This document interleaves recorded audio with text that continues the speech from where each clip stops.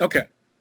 And as I go through this, if you have any questions, I will break and ask after the end of a section, how many, whatever number of slides it happens to be, if you have any questions, or if you will, just save the questions till the end. If there's anything I cover that you want more information on, you probably have my email. If not, Bob certainly has it. Just email me and I'll be glad to provide information on it. Okay. This my logo for my company. Bob, go ahead and advance it. Okay. So what I'm going to show you is something that this is more of a trailer type presentation that sometimes they want to see what the content's actually going to be. This is really a condensed version of it. Should take about 15, 20 minutes. It could take a little longer, but around that. And a lot of this is what I give to Boy Scouts. I do a Boy Scout University presentation that they can get a merit badge. And it's really designed, for them, but it's also designed to get their parents involved in a project. Oh, yeah. And typically I find out that people our age, if we haven't been closely connected with family in the past, the question always comes up, where did I come from? Did I just all of a sudden start growing out of a cornfield in Ohio? Or did I come from somewhere? And they want to know where that is.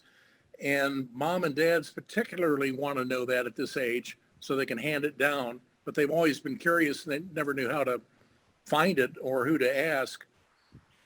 And for me, it creates recruiting opportunities for SAR and Colonial Wars and some of the societies that I am involved with and review for. So it becomes a kind of a double win. The title is When Your Roots Become Kudzu. If you've been in the South, you may have driven by areas where you've seen this. All of a sudden, the house is swamped by some weird-looking ground cover called kudzu. It's introduced in 1910 in Georgia, and it's taken over half the state. They can't kill it. But your roots, at some point, if you don't manage it properly, become so confusing that you feel like you've lost control and it's consuming everything that you are or everything that you do or all of your time and so forth. It's almost like kudzu.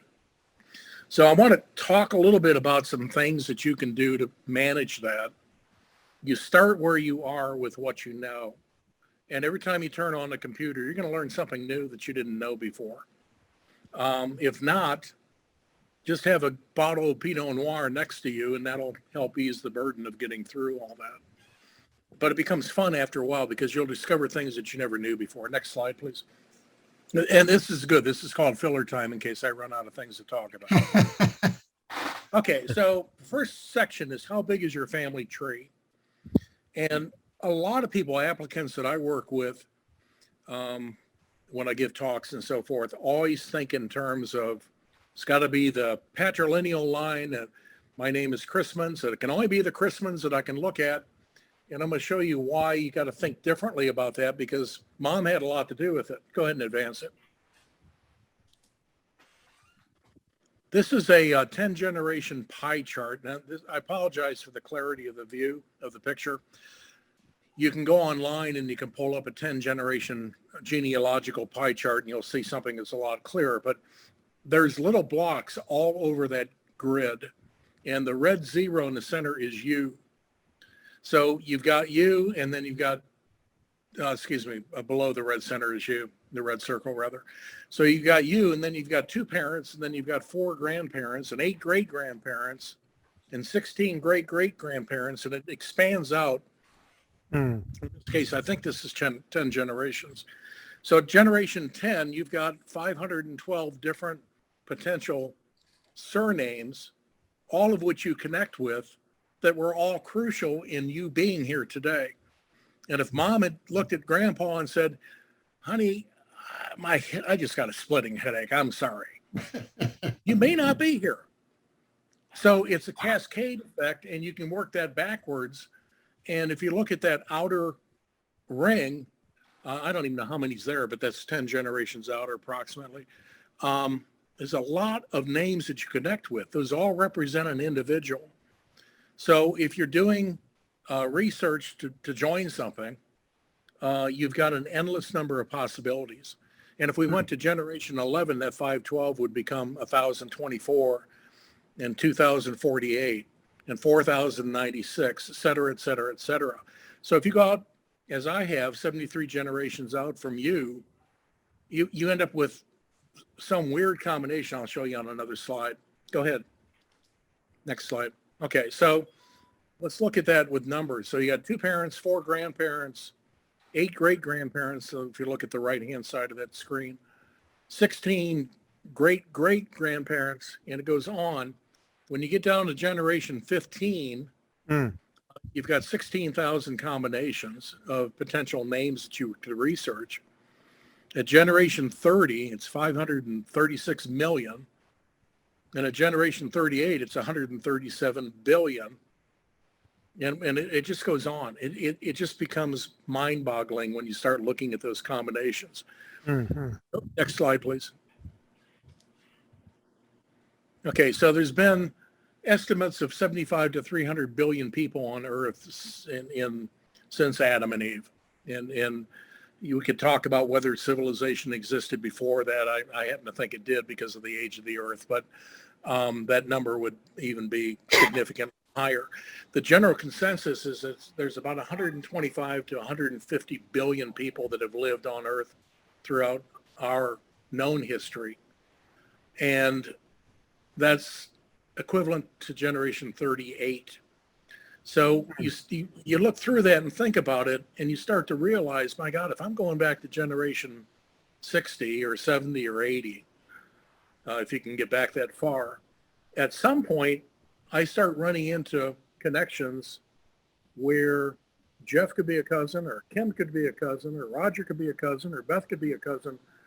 Everybody could be a cousin of everybody that's currently on this call. And I run into that constantly when I review applications. I run into the same names of Pilgrims over and over and over again.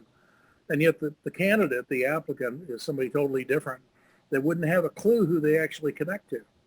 And yet I constantly run into people that are cousins and they don't know it. Now, personally, I found out last summer that my mom and dad were cousins and I didn't know it.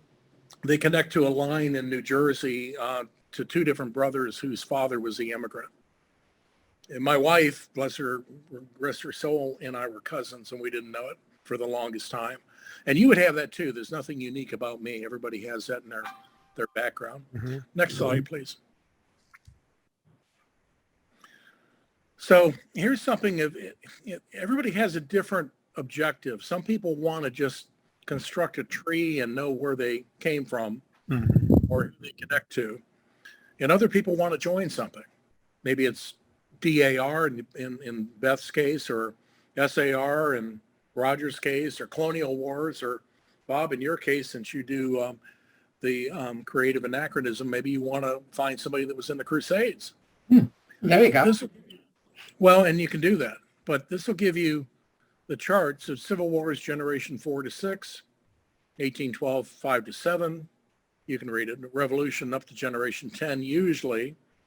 French and Indian War 1756 would be 10 to 13. Jamestown, and then medieval, which would be in your case, would be a wide range, 30 to 60, even 70 generations back.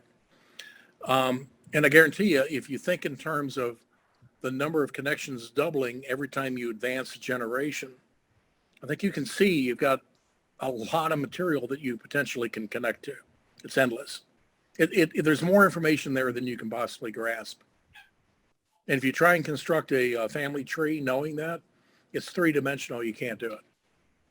The only way you can do it is to drink a couple of bottles of Pinot Noir, and then you can start imagining what it looks like. When you sober up, you won't be able to process it.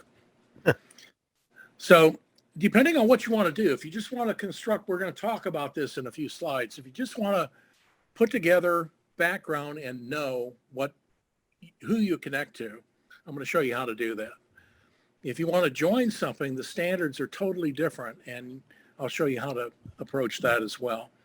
But that'll give you a little bit of a perspective. Most of you would probably be, if you're just starting, you're not going to be at Civil War yet. But Civil War is easy to get to. Bob, I think you told me that you were probably 1812 based on what you told me. But actually earlier than that, but yes. Okay, well, so you can see Revolution and French and Indian War is a little more difficult because a lot of the information would come out of Virginia, for an example, most of which are burnt counties and very difficult to find the information. Next slide. Okay, so for me, I was sitting around one day trying to figure something out, and I met a cousin in Salt Lake who was working on restoring LDS manuscripts. He's a bookbinder by trade. And he started unloading all these pictures for me. And the lady that circled, her name was Mary Drips, and she was born like in 1840, died in 1920 of the Spanish flu, 1919, I think it was. But she was my gateway to open up the gates of hell for me. And so that was a family reunion group portrait. And Mary Drips connected to everybody that I found after that. I'm in 30 different societies, and if it wasn't for her, I wouldn't be in any. And you have those in your background as well. You just have to find them. Next slide. This picture didn't come through. That might be the end of it. No, there is one more. Go ahead and advance it one more.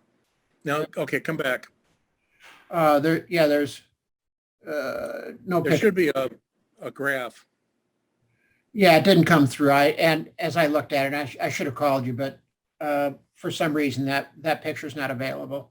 Okay, let me just explain very quickly what that is then, and you can't see it, so it wouldn't be fair to spend a lot of time talking about it. But all I did was I took Mary Drips and I looked at her parents and her grandparents and her great-grandparents, and I found all kinds of names in there that opened up multiple columns of relationships and connections that took me all the way back to the Vikings in one case, and what's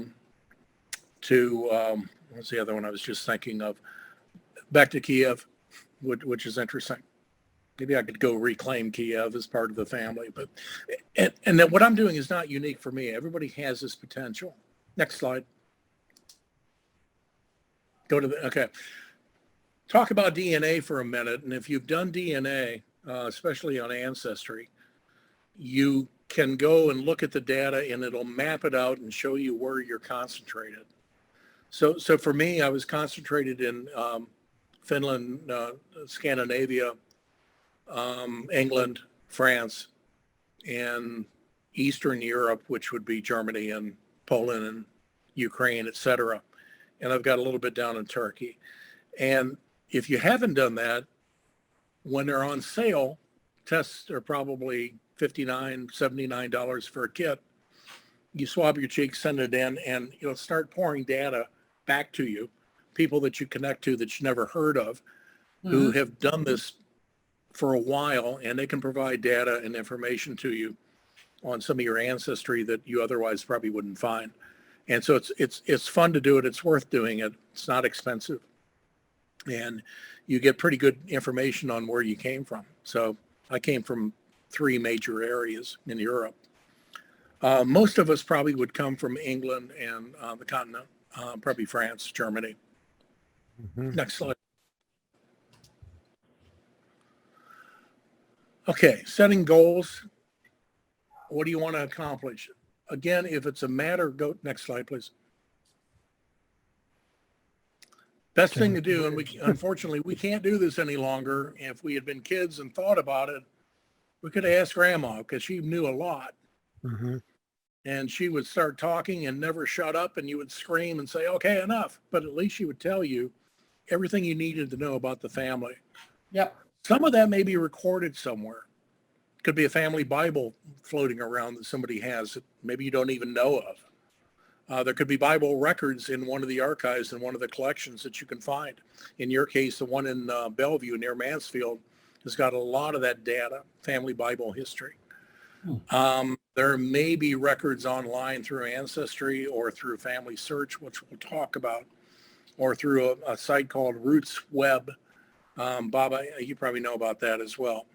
But there's people that write things about family that you can connect to that'll take you back further, and you'll grow and learn from that. Then you can take that information and actually do some research and find sources that prove it. Next slide. Okay. Goals to accomplish. And who's this for? Is it for you because you want to know? It was for me. I wanted to know. But I also wanted something I'd give my kids and my grandkids at some point when they became interested in it. And then lastly, I wanted to join societies. When you join one of the 200 plus that are out there, you then start thinking, what about the next one and the next one and the next one? Before you know it, you're broke, but you belong to 50 different societies. But they're all fun, and you learn and expand your knowledge about that as you go through that. Start where you know, your origins, where your parents came from, where you came from, where everybody was born, about when. You can put that on a chart. Did they migrate here and from where? Germany, France, England. Are there any living relatives that might be aware of what you want to do and why? Because at this point, you probably have cousins or siblings. Mm-hmm. Maybe they've looked at this and you just never talked about it, so you don't know that. Might be worth asking them about it. Hey, you know where Aunt Granny used to do, or Aunt Martha used to do research on the family? Did she ever talk to you about that? And you know whatever happened to any of her work? Well, yeah, Cousin Bob, I think, has that. Well, it might be a clue that helps you uncover some of that data. Generates new ideas. You can think outside the box. When you ask them, until you ask them, they really don't know what they know. There's always going to be a clue, and I'll share a story in a second with you on that. Write down anything your parents or grandparents may have told you. That'll be an ongoing process because you'll think about that. The more you think about it, next week you'll remember something else that you had forgotten. Write it down. And then identify any known sources.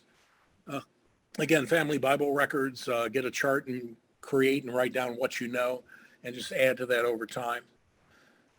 Quick story, and I'll share it. 2004, I got a phone call from a guy named Tom Chrisman who lived in Santa Fe, New Mexico. And I thought, who the hell would have my handle? So I called him, and it was all about him picking up my MSN email address. And I had emails that came in for business, and he wanted to know if I wanted any of them. And we started chatting and found out he was my third cousin, and took a couple of phone calls to do that. But I talked to my father about it. My aunt sent me some pages by fax, and on page 5, it had my family listed as coming from Virginia. Turns out my grandfather wrote those pages, and I never knew my grandfather, so I didn't know that. But Joyce and I went to Virginia about 2 weeks later, and I found the family homestead, and I found a book in the library about the family that laid everything out. And it was that phone call that did it. And 20 years later, I probably have gone through maybe 100 different lines in my research in my family. But was really educational, and it all started with that simple phone call. Next slide, please. Collect documents. Again, start where you are. You want to collect birth, marriage, and death certificates. You'll have those for yourself, obviously, probably for parents, maybe grandparents. Some of this you can get online now. Grave photos, any diaries or letters or journals. I have one that a grandmother wrote, never knew her. She died a long time ago, but she talked about my mom and that they were taking trips to Miami when my mom was 4 years old, walking on the beach. And in that diary, she had the family history and laid out. And it was something my dad was going to throw away. And I picked it up and I took it home. And weeks later, I was reading it, and I was just amazed at what was in there and what that helped me uncover and discover. Any other records, land records, wills, indentures, deeds, things like that. If you have any senior family members still living, talk to them and write down if they have any clues. Tell them what you were looking for, anything that they could give you that might help you do some research. Talk to them on the phone, in person, record them if you want. It can be a brief conversation. It can be a 3-hour long conversation. Again, they don't know what they know, and you don't know what they know either. And so if you have that opportunity, even at this late stage of us being 70, take advantage of it. Next slide. Okay, so for you, keep a journal with files and charts. Prioritize, stay focused on one family at a time. Start with your immediate family. And as you go through that and you find the mother's maiden name and you want to work on that, come back to it later. Just stay with where you are until you reach a dead end. And then maybe back up and go through another line that connects to you, and keep doing that. And collectively, you'll start building more and more experience that you can draw on. And if you have brick walls or dead ends, you'll learn other techniques as you go through that. And when you go back to the dead end, you can reapply it and start probably discovering new information. When you discover something new, make a note. Again, work on it later. Look at available resources we'll talk about in a minute. Find a mentor, somebody that's already doing this. Bob would be a great mentor if you talk to him much, because he's pretty active in that. You got to think outside the box, because what you think you're going to find isn't always the case. And you might find that, as I did with my wife, my Robert Fulton was in Pittsburgh. Her Robert Fulton was in Philadelphia, but they were connected in Ireland, Scotland. And so we found out we were cousins. Patience is a virtue. Have plenty of time, and you're not going to do all of this in one sitting. You should be patient. Spend an hour on it and then get rid of it. When you get frustrated, park it for a while and come back to it and pick up where you left off. Next slide. Okay, useful tools. Anybody have any questions so far? Okay, next slide.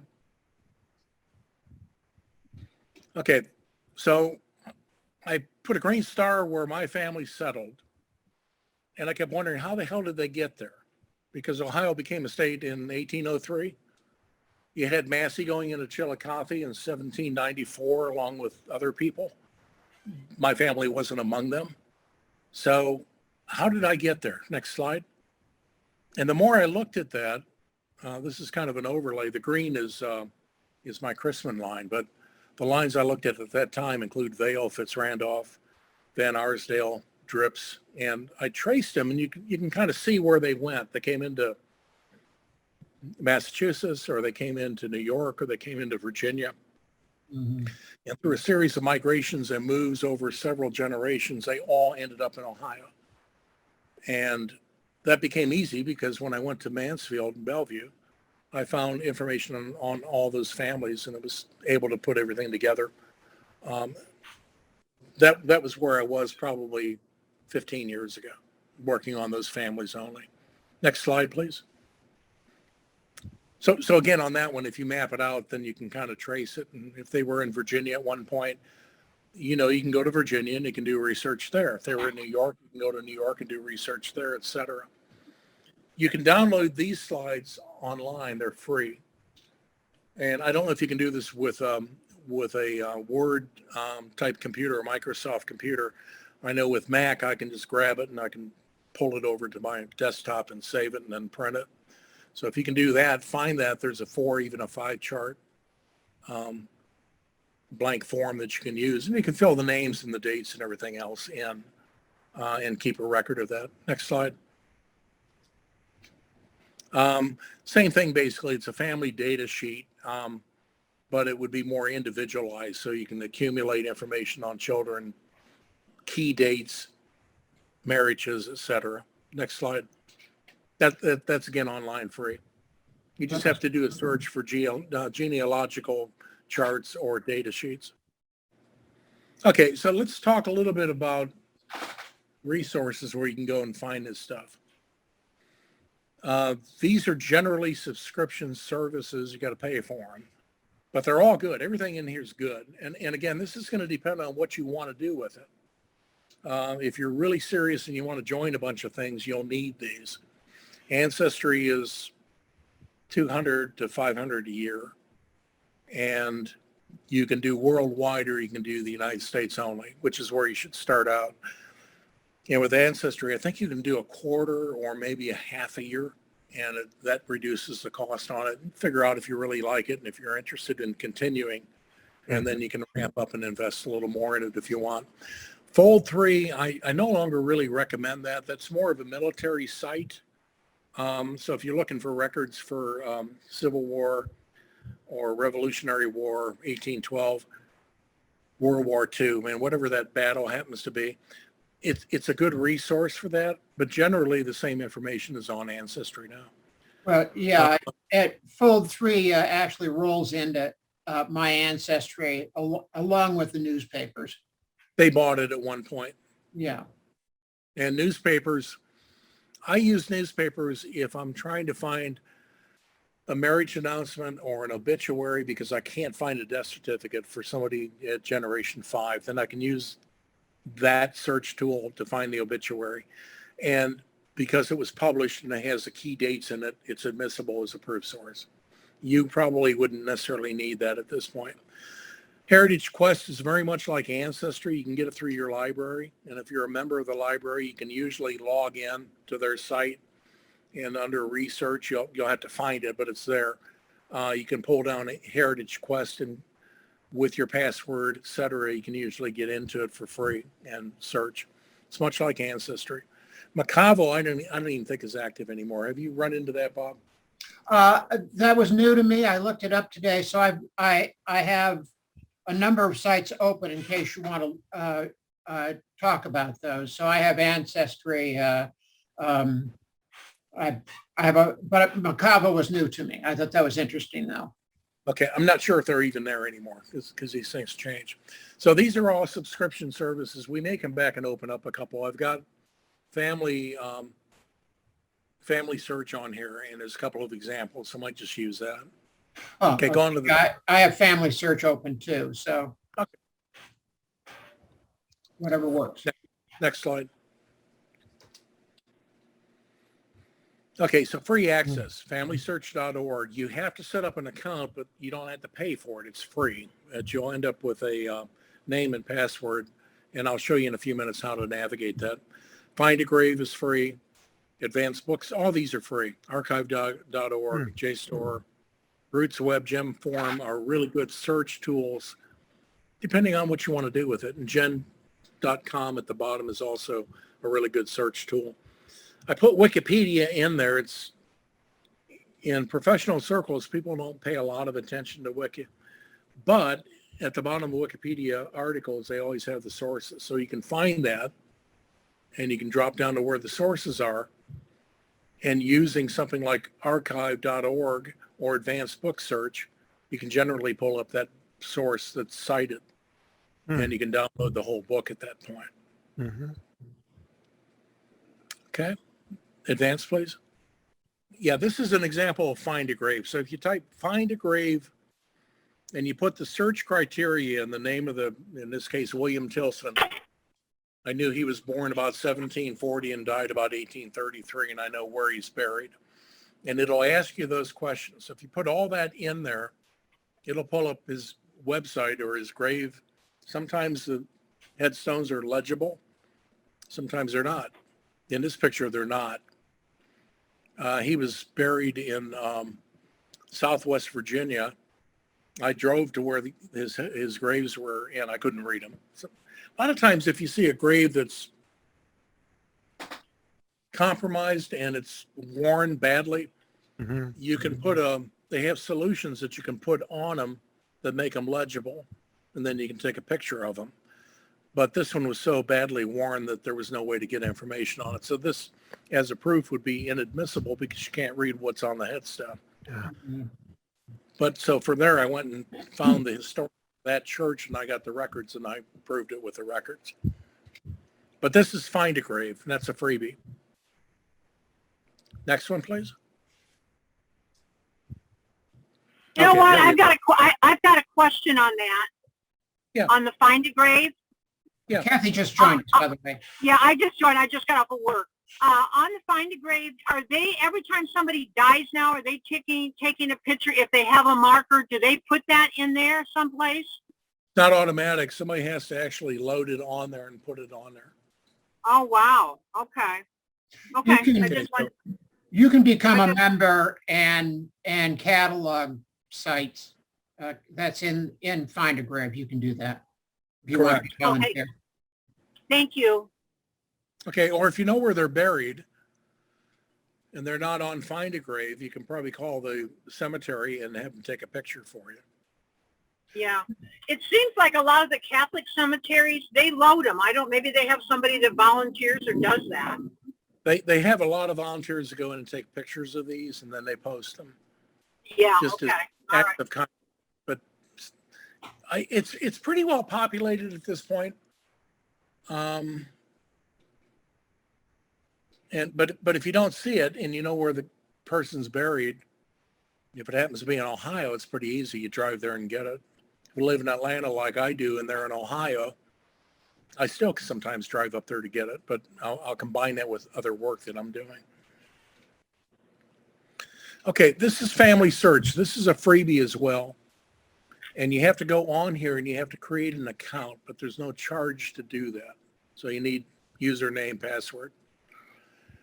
And when you first open it up, this is the first thing. This has changed now a little bit because all these websites change their graphics periodically, and Family Search is no exception. Family Search is an LDS website. But at the time I took this picture, this was the screenshot that they opened up with. Next slide, Bob. Oh, before we do that. LDS, you might mention what LDS represents. Latter-day Saints in Salt Lake City. And their motivation is to do this to baptize everybody. Yeah, and at one time they literally went to every county and copied every record they could and loaded it eventually into their database. It's a long-term project, and Yeah. they've got tons of resources and tons of documents that you can access. Okay, so when you're doing this, if there'll be some, see up at the top where it says search, Yeah. third one over. Mhm. So when you click on search, go to the next screen. You end up with something like this. So we're going to search by location, United States, obviously. The name over on the left-hand corner, first, last name. You've got a place where you can put the birthplace with the year, approximate year. Is my pointer working? Can you see it? Yeah, it's working on for me. Good. Same thing with death. Same thing with marriage. You can put the name of the spouse in, parent's name, and I guess it's not on the screen, but below all of that would be a button that says search. And when you click that, next screen, it'll probably, well, it'll open up data specific for the person that you're looking for. And it'll show records for that person. Then you can click on those records and see what's there. This doesn't pertain to the screen I just showed you. It's something a little bit different. If you want to do a search, and let's say I want to go to, what's on there right now, Alabama, and I want to look at Alabama and I want to pull up death records. So I would scroll down on what you're looking at now until I saw probate records or death and burials. I think that's listed there. Alabama deaths, the Civil War records, probate records about halfway down the screen. The state files is listed. Marriage records would be on there. Notice there's a little camera graphic to the left of whatever the title is. Mm-hmm. And that's an indicator that they actually have digital images of that specific area. It doesn't mean your ancestors listed. But if it doesn't have that little camera, then there's probably nothing really of any consequence in there that's going to help you.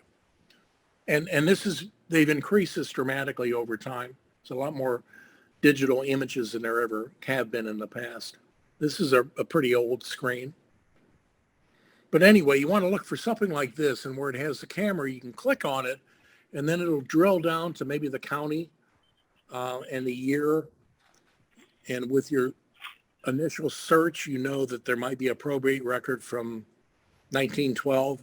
So you can look at, in the case of estate or probate, you can look at the book that deals with specifically with probate records for that year. When you click on that, you go to an index, look up the name of the person you're looking for, and then go to that page and you've got the document.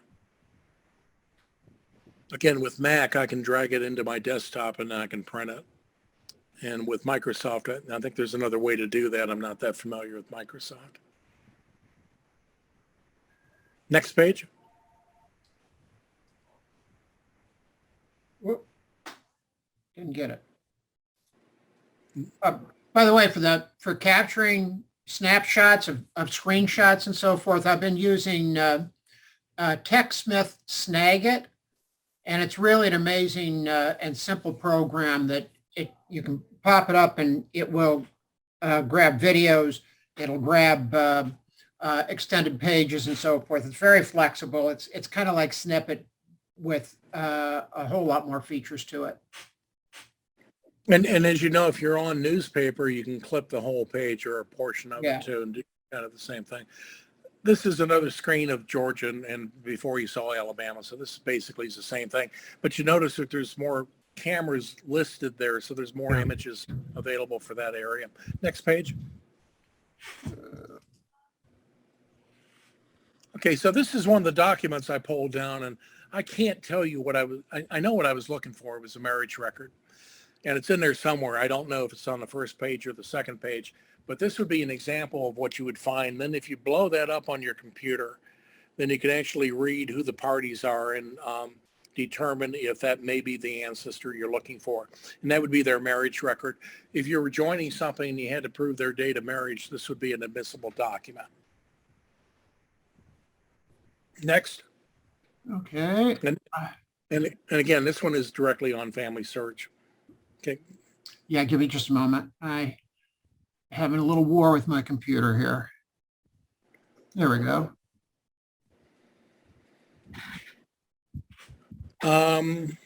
Okay, I guess that was it for Family Search. So we talked about subscription services, free access, other online. And this might be really important for you because you can go to county and state genealogy and historical societies. And they usually have images and information that would pertain to your ancestors. You can find it by searching their name and date of birth and date of death, etc. And if they don't have the actual image and they do have a reference to it, they'll usually document where they find it in their collection. You can either go there or you can call them as an act of kindness and ask them to make a copy of it and send it to you. Sometimes they'll do it free. Sometimes there's a fee for service. It's never that expensive, a couple bucks maybe. But if it's something that you need that proves the link or proves the birth or date, marriage or death information, then and you need to have it, then it's worth doing. State Archives. Bob, the State Archives, I know Case Western has a pretty good collection. There's a decent collection in Akron. Bellevue has a good collection. There's one in Columbus at the Historical Society that's good. Chillicothe's got a great collection in the probate office. So every state's going to be a little bit different, but what's unique, I think, for Ohio is virtually every county has a historical and a genealogy society with records. Huh. I think Pay, my cousin, is on, and that's what she's doing. Go ahead. Me? Go ahead. Yeah. Okay. You can go to family organizations that are available online. For me, it's Chrisman.org, or it could be Fulton.org, or any number of families that I would connect to. The same thing would apply to you. In the search engine on Google or whatever search you use, type your family name in and put organization or society and click it and see what comes up. And you'll probably get a family organization. And when you drill down into that, they usually have publications that they've come up with that they probably sell. You'll see some announcements about reunions. They probably have newsletters that you can, if you join their group, you can get the newsletter for free. Sometimes those are useful and helpful. Sometimes not so much. But usually you'll find something in there that you can't locate anywhere else, and it'll maybe solve that problem. Hereditary societies, SAR in Louisville, DAR in Washington, Jamestown, Mayflower. They all have archives, and you can usually download material as a fee for service on that, but it's not expensive. Maybe it's $10 to get a record, and it'll be based on an application somebody did, and it'll give you the full lineage that person cited. If that matches you, then you can use that information, and it's admissible if you want to join it. Or if you just want the information, you'll be able to get the data. Next slide, please. Okay, I was trying to customize this for Ohio, and I wasn't able to do it. I just didn't have time. This would be here in Atlanta. So, when you can just see there's everybody has a different set of documents in their collections, and these are the places that I usually go when I'm doing research. So, New England Historical Society in Boston, they have an online service. It's called American Ancestors, which is excellent. SAR Library in Louisville. The next column, Fort Wayne Allen County Library, is worth a drive there to do some work. I don't know if you have a National Archives in Ohio. I didn't check that. But you do have an Ohio Archives, probably in Columbus, and the one in Bellevue would be excellent as well. DAR is available online. They're in DC. LDS, which is in Salt Lake City, has a unbelievable library. Probably virtually everything that has ever been written is probably there. And then you'll find individual county city clerk probate offices. Every county, every city will have that. And they'll have death, birth, and marriage records, probate records. And then you see some other things, county, state, genealogy, historical libraries and societies. And we could custom tailor that for Ohio. Again, I wanted to do that, and I just ran out of time and I couldn't do it. But you can take that kind of as an example and create your own list and work off of it. Doesn't have to be complicated. You can find 4 or 5 things that you can initially work with. Next slide. DNA. Next slide. Okay. Unless you're a statistician,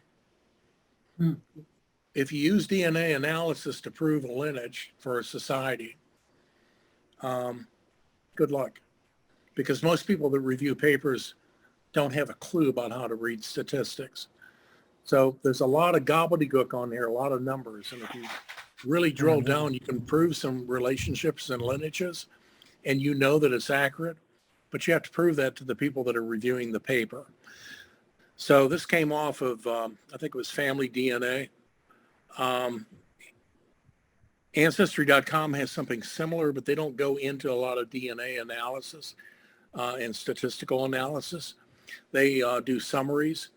And for your purposes, Ancestry.com is probably a better source because it'll show how you relate to somebody that you never heard of. They use a term called centimorgans, and the higher that number, the closer the relationship. And you can open up their file and see who they connect to, and there's a really good chance you then connect to the same group of people. It's not guaranteed, but it's highly probable. This kind of stuff is, I put that in here just to give you an idea. Unless you're a whiz with statistics, it's really, really difficult to get into and understand. And I've studied statistics, but I don't understand it, so I tend to shy away from it. Next slide. Okay, and I guess that's the end of my talk. Anybody have any questions? Just a note about DNA. I did DNA with Ancestry, and they make it clear that you own your DNA study. And so I was then able to put that into my heritage and just to see how they saw my results versus Ancestry. And fairly close, but just subtle differences between them. Subtle. And I think it's good to look at that maybe as a helpful tool. It gives you some direction. There can be some error with that. You can have some fun with it. Again, I think it depends on what you're trying to prove. Well, it did help me find, well, there was the obvious. My cousins that have done DNA, those people showed up right away. There's a second cousin who just got started that I didn't know existed, who's the granddaughter of my cousins.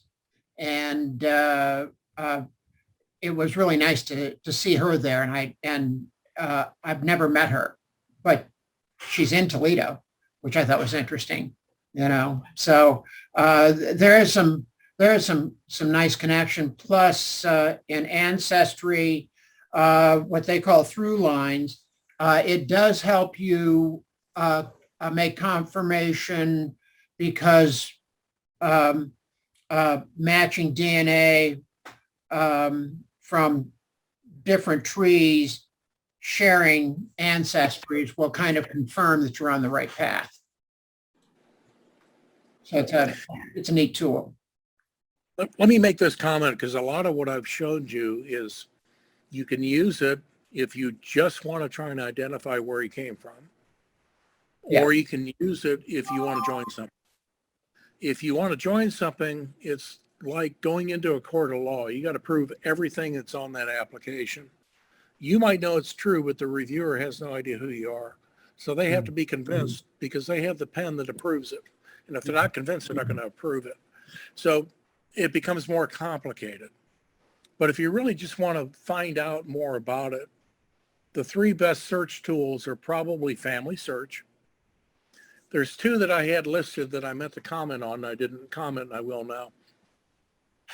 One's called Geni.com, Geni.com, and one is called Roots Web. And if you put the name of the person you're searching for, and Geni.com comes on associated with that name, you can take and click on names that come up on the screen that you'll look at, and you can regress that or advance it by generation. So you might be able to go back 1,000 years if you're patient enough to do it. That doesn't prove anything, but what it does is it takes you back and it gives you an idea. And if all you want is an idea, it's a great free search tool to use for that purpose. And you can record and print all those documents out and put them in a scrapbook and save them. And then if you come back at some point and you say, gee, I think I'd like to join Mayflower, and here's the data that would help me do that, there's a good chance they'll have sources listed that will help you approve it. So it's a good free search tool. Roots Web is much the same thing. It has strings of discussion. And then Family Search is a really good search tool too. All three of those are free. So they're really good to use to get started. Tom, this has been great. Thank you for this. Are you a member of the Mayflower Society? I am not. My ancestor that would qualify was an uncle. So you And do he qualify. I don't qualify because he's not a direct grandfather. Oh, okay. His brother came over about 20 years later. Ah, okay. John Carver, and he was the one that chartered the Mayflower and wrote the Mayflower Compact. But I can't join because I'm not connected to him other than an ancestor or uncle. Oh, okay. And they're so damn nitpicky, I just can't join them. I live in Plymouth, you know. You do? Yeah. Yeah, I actually interviewed the executive director of the Mayflower Society for a show a few weeks ago. Interesting. It's a lady, correct?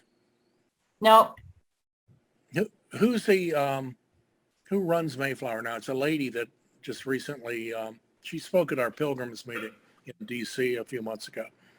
I can't remember her name. So. I mean, in Plymouth, his name is Mark Schwartz, I think. I can't remember his last name, but she might have been from the maybe Massachusetts Mayflower Society or somebody else, someplace else. Yeah, she was like the Governor General of Mayflower Society nationally. Okay. Whatever her name. No, unfortunately, I can't join that one, but you can't join everything. Very cool. I do have two. I'm getting ready to join. One is Lady Godiva, and I have another one for Knights Templar that I'm going to join on.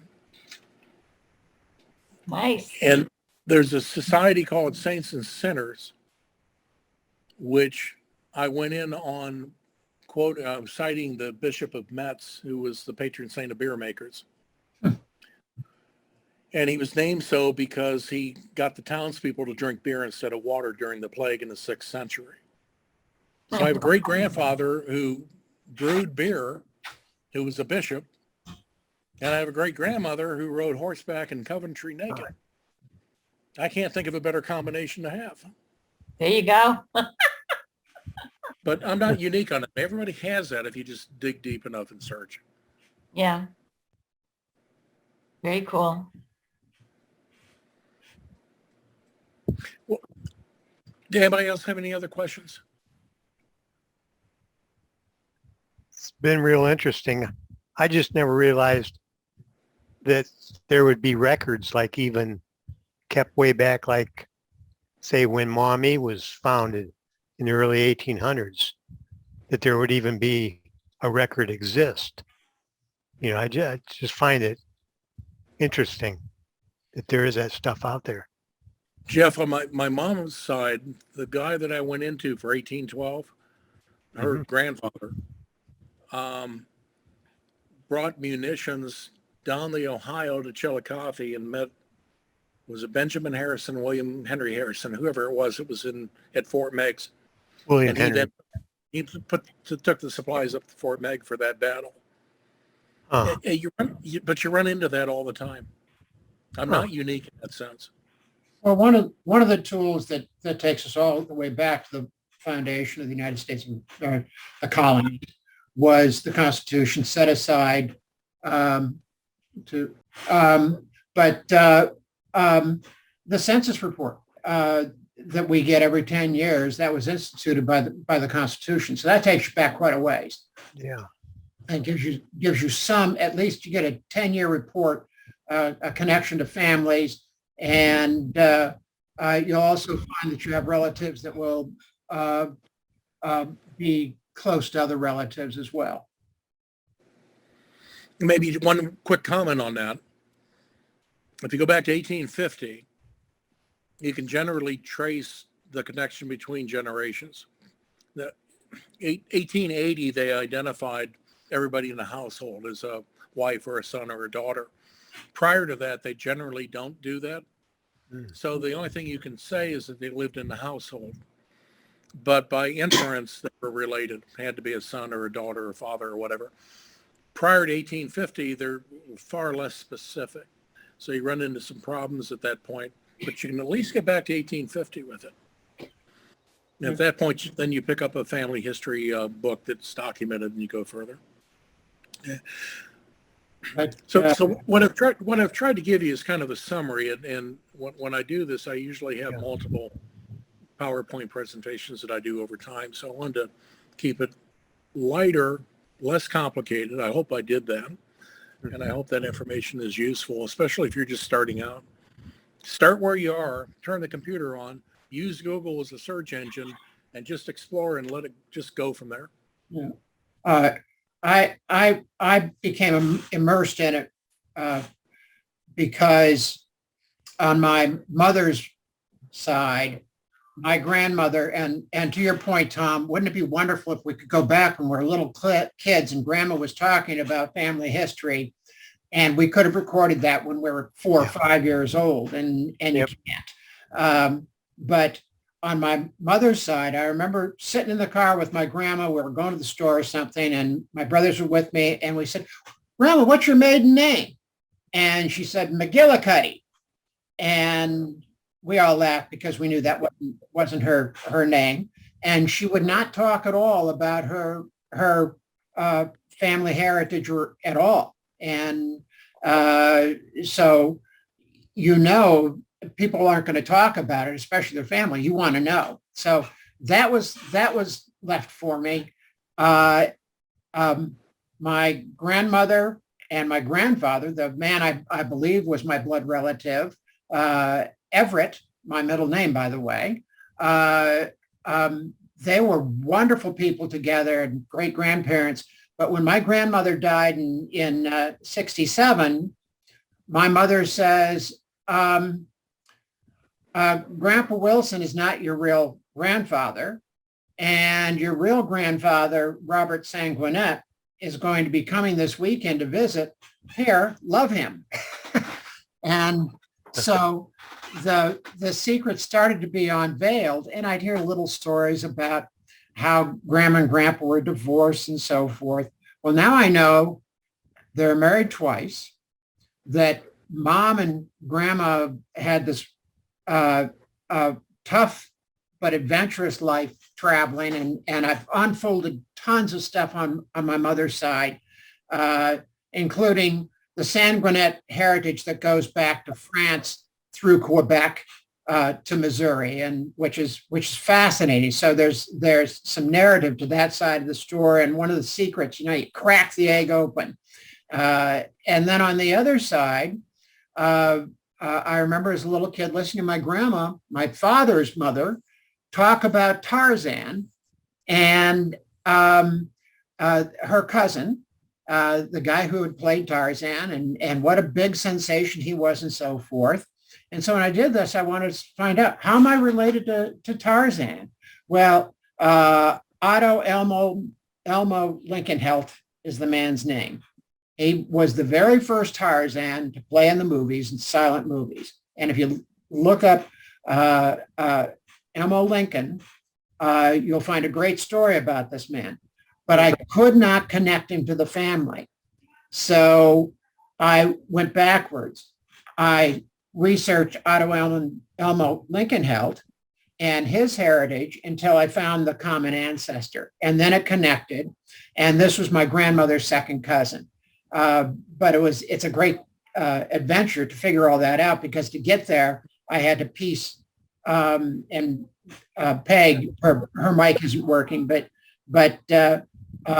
Peg Bowles and that side of the family had put together most of the Bowles side of the family, and she gave me the file to get me started, and Tom, is what you had talked about, getting help.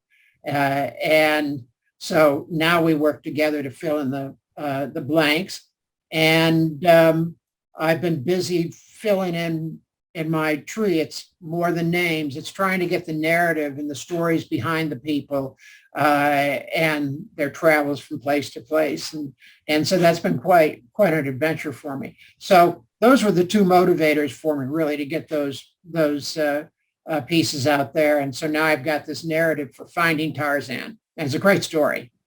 And you thought outside the box when you did that. Yeah. I couldn't just follow the lineage straight. So I thought, okay, I'll cheat, quote unquote. I'll find Otto first, and it pieced it together. On the newspaper side, I found some very good articles. My grandmother's father and her mother were divorced, and her mother was quite a character. I think 3 marriages for her. But her father was a miner, and there was a newspaper article about his death in a cave-in in a mine in Pennsylvania. And so it kind of completed the story with the drama that went with that. And so my grandmother, my grandmother's mother and that whole family is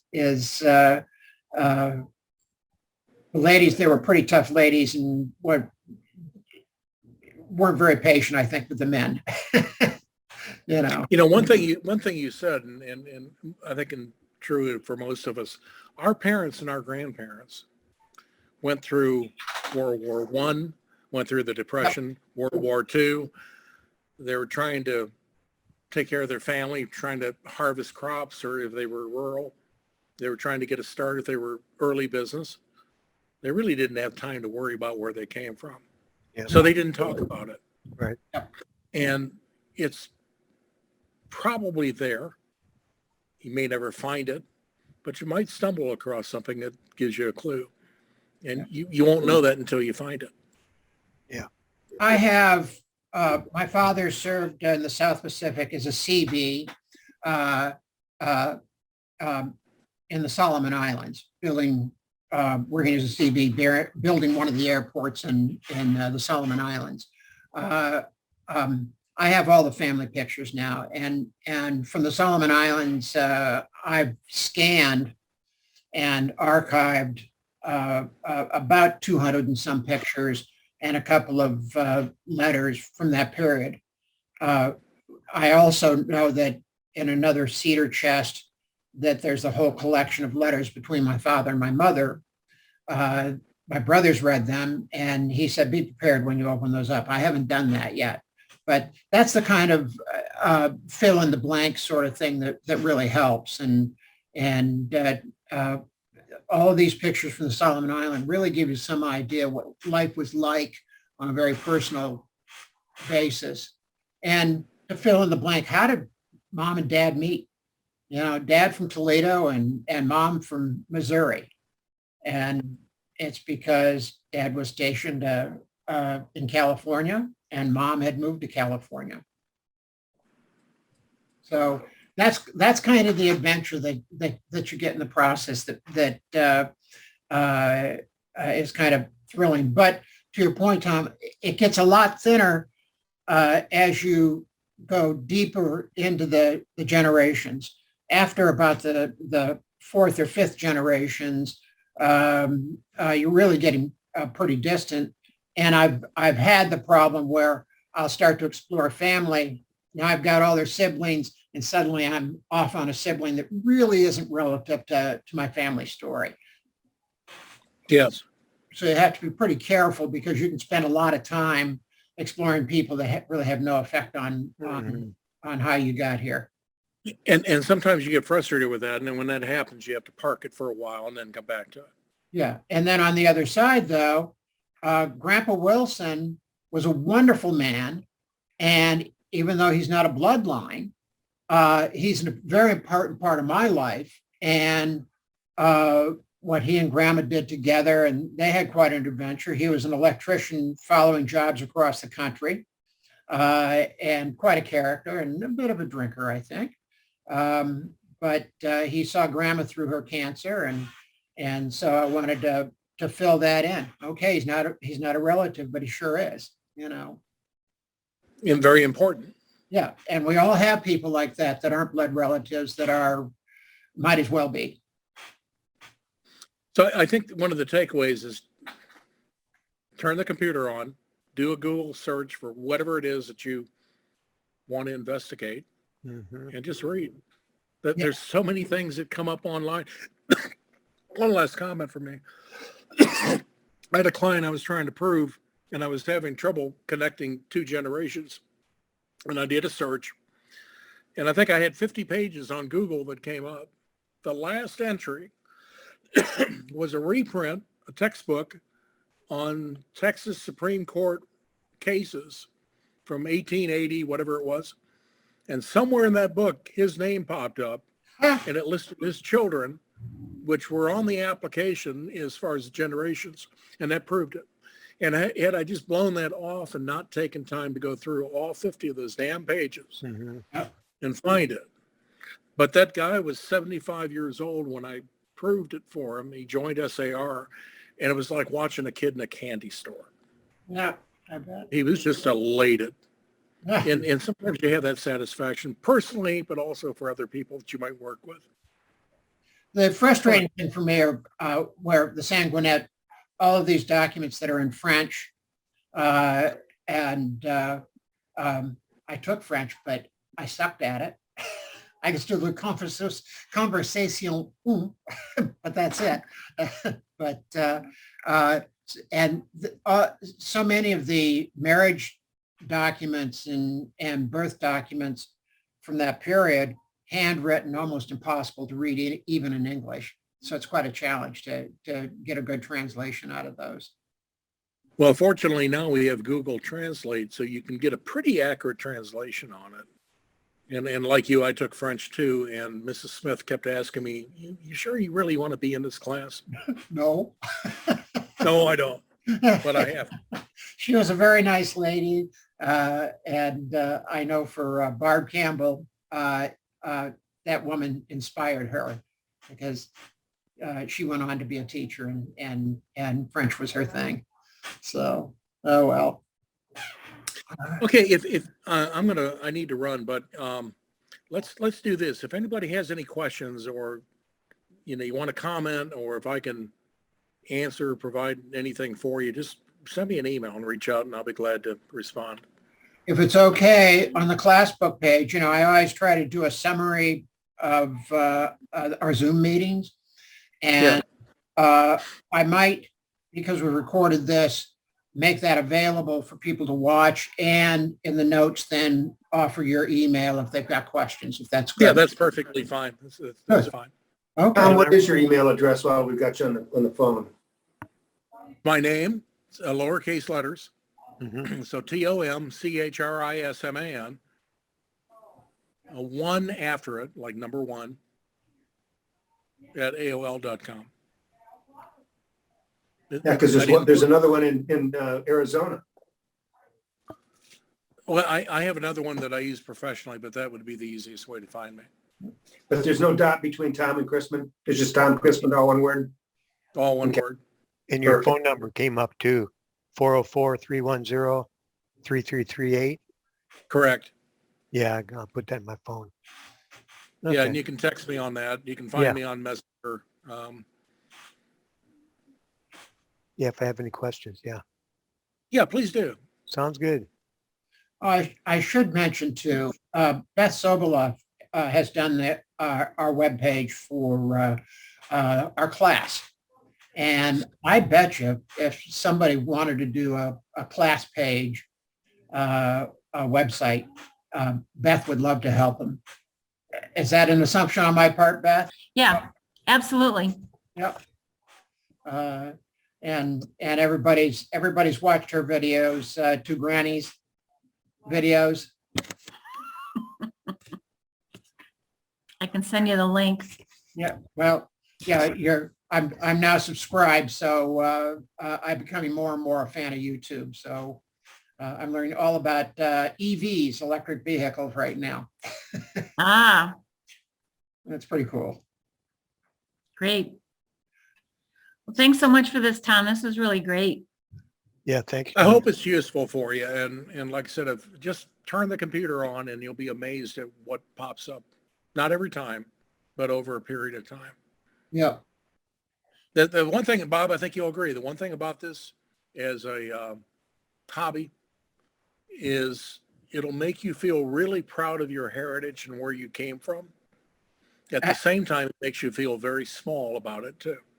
Well, it's very humbling. You just gave me chills when you said that, because that's exactly what's happened. Is as I've been scanning all of these pictures, and I found my mother's memory book from about that she put pictures in probably from about 16 to 18 when she married Dad. And when I see her as a young woman and see her, because her personality really comes through, and I recognize the personality for those who knew my mom at Wayne Trail and so forth. You understand how that personality got there. And so these last few weeks, I've been immersed in all these pictures and memories and so forth. So you can get lost in time. I'm You just one froze last up. comment. I'll stop.